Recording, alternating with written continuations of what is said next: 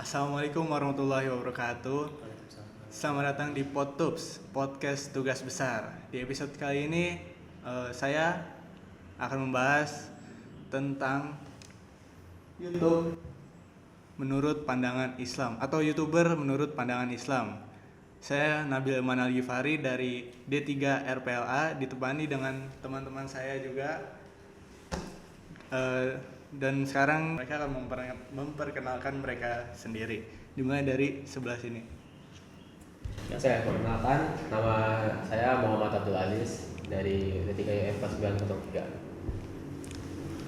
Nama saya Amar Al-Zaidudin dari kelas D3IF 4904. Nama saya Muhammad Huzaif Al-Mutakin dari kelas D3IF 4903. Nama saya Ali Iman Budiana dari D3IF 4903.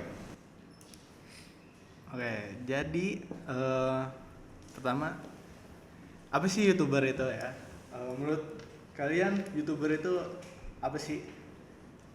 YouTuber ya, kalau YouTuber tuh kayak konten kreator atau orang-orang yang buat konten dan diuploadnya ke platform YouTube kan. Tapi kalau konten kreator, kalau kita ngomongin soal konten kreator secara keseluruhan nih, kan bisa banyak platform, banyak jenis, dan biasanya setiap platform juga ada tipe-tipe konten kreator yang beda, kayak Instagram, TikTok, YouTube, itu tipe-tipe orang yang upload di situ pasti beda-beda.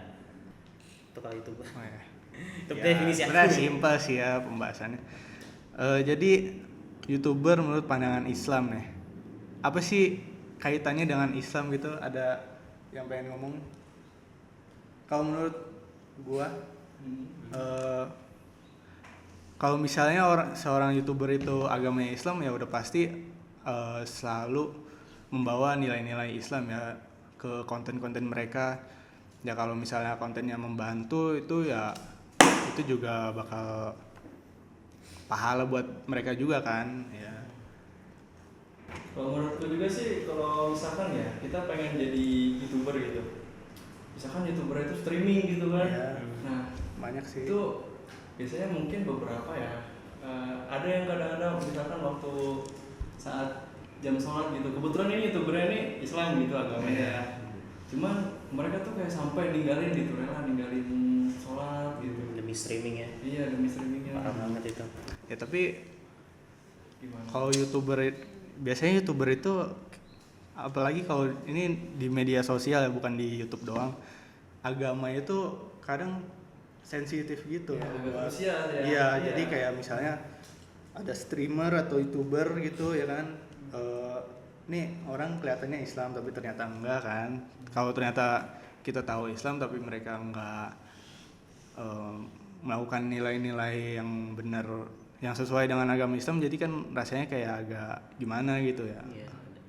Kayak orang Islam masa nggak sholat sih? Iya, tapi mungkin itu menurut mereka itu sebuah privasi ya, walaupun agama Islam terutama itu nggak harus diprivasiin sih menurut Menurutku gua. sih gitu juga, kalau agama tuh kita nggak usah sembunyiin gitu kan. Iya kan. Apalagi kalau hal yang berbau kayak fardu gitu, kayak sholat dan puasa, tuh harusnya nggak apa-apa sih diungkapin aja secara publik gitu. Iya. Nggak harus disembunyiin. Ya nggak harus disembunyiin juga kan. Tapi YouTuber juga nggak semuanya gitu. Ada aja YouTuber kayak misalnya ustadz gitu. Itu juga banyak. Iya. Konten, dan mereka buat YouTube dan media sosial tuh jadi kayak tempat untuk menyebarkan ilmu lah. Ya. Jadi mereka nyebarin Iya, dalil, benar. nyebarin apa itu lewat sosial media, ada juga beberapa yang gitu. Atau mereka ngejawab pertanyaan dari umat-umatnya. Iya. Ada orang komen apa dijawab. Aku tahu sih satu orang yang awal mereka ini bukan di YouTube sih sebenarnya ya, tapi dia bikin konten juga. Kayaknya sih dia upload di YouTube juga. Awal dia bikin konten ini dia kayak gimmicknya itu sebagai ustadz yang main game gitu. Oh, yang main Tahu kan? game itu ya? Iya. Ya, Yang tahu lah main pasti game. ya. Ya, cuman aku nggak nonton juga sih, mungkin emang bener, maksudnya emang konten kreator itu nyebarin hal-hal nilai-nilai Islam juga ya, walaupun sedikit-sedikit, tapi ya walaupun kayak gitu namanya juga dakwah, pasti pelan-pelan lah Dan awal-awalnya. bisa lewat mana saja. Iya, bisa lewat sambil mana main aja game ya. juga ada. Apalagi zaman sekarang gitu kan, yang anak zaman sekarang kan demennya sambil main game gitu Iya, kan. Bisa ceramah doang kadang pada malas gitu. Mungkin itu buat yang nonton juga, buat yang nonton yang agama Islam juga bisa relate, bisa diingetin juga ya kan sama Ustadz itu. Ya, itu mungkin salah satu contoh yang bagus lah ya menurut aku. Kayak dari konten itu kan pasti ada banyak bisa dapat penghasilan ya kan, ada berbagai cara, ada cara menghasilkan uang dari YouTube. Ya dari voucher, sponsor dan donasi ini. Nah, Ya donasi lebih ke streaming ya. Ya. Ya kadang donasinya itu kan buat promosi, soalnya kan semuanya bisa donasi ke streamer ini kan. Nah, jadi kadang-kadang tuh ada dari judul, dari situs-situs judul kan promosi ke streamer ini. Nah mungkin streamernya nggak bisa ngontrol ya kan siapa yang donasi ya kan, tapi mereka itu bisa ngontrol penghasilan mereka ya, jadi tinggal dipisahin ini situs judul ini donasi berapa, nanti dipisahin ya kan, itu uangnya nggak dipakai. Dengan konten-konten YouTuber ini pasti yang followingnya banyak ini pasti bikin dampak ke masyarakat ya, dampaknya gede pasti ini ya.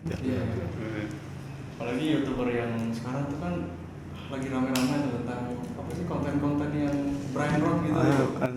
Brain rot ini apa nih, bisa dijelasin nggak? Brain rot tuh kayak konten yang kita nonton tuh nggak perlu berpikir, jadi bikin otak kita tuh kayak busuk lah gitu. Iya. Brain rot gitu. Iya, itu kayak konten yang nggak usah pikirin apa-apa, nonton cuma ditonton, habis itu pasti bakal terentertain lah, walaupun nggak ada maknanya sama sekali. Nggak ada manfaatnya sama sekali. Iya. Sering lewat cuma.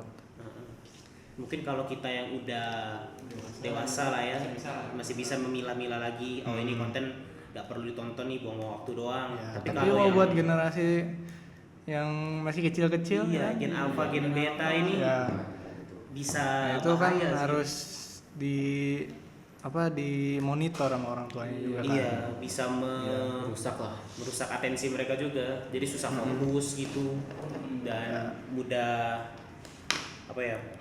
mudah melamun, mudah terdistract, Jadi bisa bahaya di otak pemikirannya jadi juga. agak lambat gitu ya. Iya. Ada juga konten-konten kayak berita gitu, jadi Ya, berita. orang-orang zaman sekarang itu kayak termasuk aku juga, kadang tuh dapat berita nggak lagi dari artikel, dari TV, tapi dari YouTube. YouTuber. Iya, dari Dari YouTuber. YouTuber yang mungkin mereka dapat informasi dari bukan source yang official gitu, bukan source official kan, cuman ada kayak berita tapi dibikin dari AI. iya itu Iya, bisa jadi jadi. nyebarin hoax gitu, Ya, jadi makanya hoax. jadi pakai AI. Iya, jadi faktanya tidak teruji. Nah, itu YouTubernya itu Asal jadi nggak doang. boleh tuh yang kayak gitu, karena ya nipu orang ya.